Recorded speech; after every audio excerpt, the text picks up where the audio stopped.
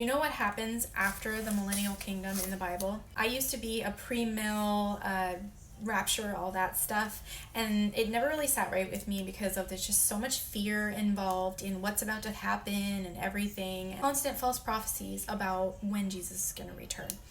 And I just had enough of it. And then I learned about post mill, and I started to understand that, and it sounded way better because it actually stuck to some of the more literal chronological understanding of the scriptures, which I appreciate, and I think that's right. There was also something in me that said, this still isn't quite right.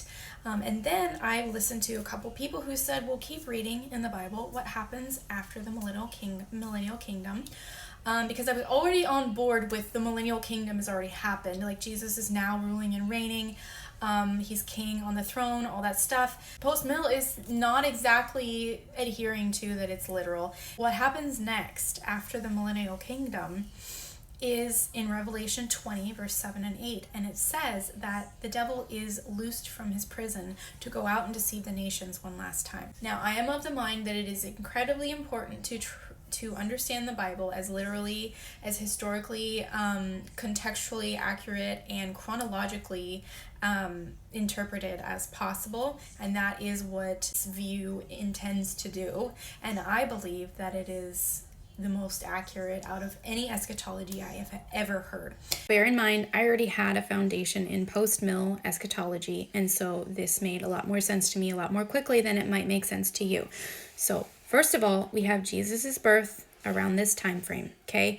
And then, his life, and then we have his crucifixion and his ascension to the Father, right? And that's where he begins to rule and reign. So from this time forward, we have Jesus is king forever, okay? Keep that in your mind. And then, since Jesus told his disciples that he was going to be returning in their generation, in judgment on the generation that rejected Jesus, I believe that 70 AD, the destruction of Jerusalem by the Roman Empire, is the fulfillment of that prophecy. In the book of Acts, we have all of the Christian church selling all of their property and their belongings and everything. And I believe that they did that because it was not good real estate to hold on to. They knew that Jesus was coming back to destroy Jerusalem real quick.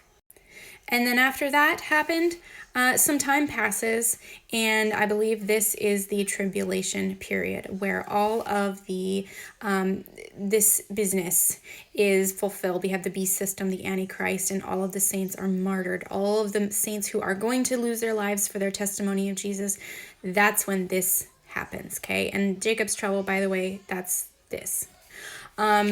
So this, I believe, is where we deviate from post-mill, because everything that I just explained is perfectly in line with post-mill eschatology. So we agree that the ruling of King Jesus is literal, as in he is actually king. He has all authority and dominion over the whole earth and everything. He has defeated death and everything already. He is king forever. We agree with that, but here's where it deviates, because this is literal in a spiritual sense to them. It's literal in a spiritual sense to this view as well, but in a different way, because it's also physical. Here's what I mean, because after this tribulation and all of the saints who were to lose their life during the tribulation were finished, all of their number came to fruition, God is down from heaven in the heavenly Jerusalem for 1,000 years. Okay, and he establishes his kingdom on the earth for a literal 1,000 years.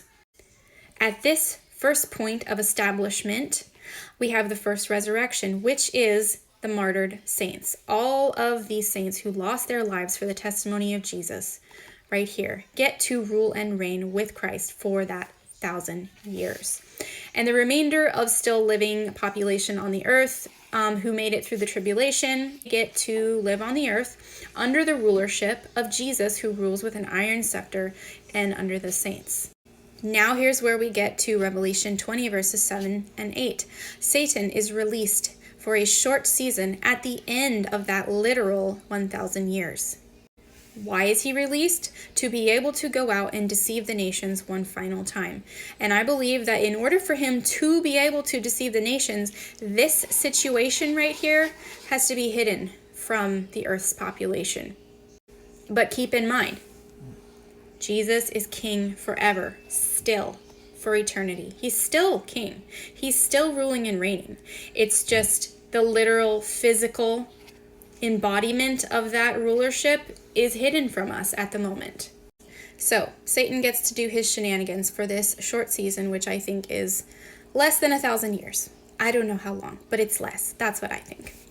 And then at the end of that, we will have the reappearance of the beautiful city, or the camp of the saints, or heavenly Jerusalem, so that Satan can gather the nations to surround the beautiful city.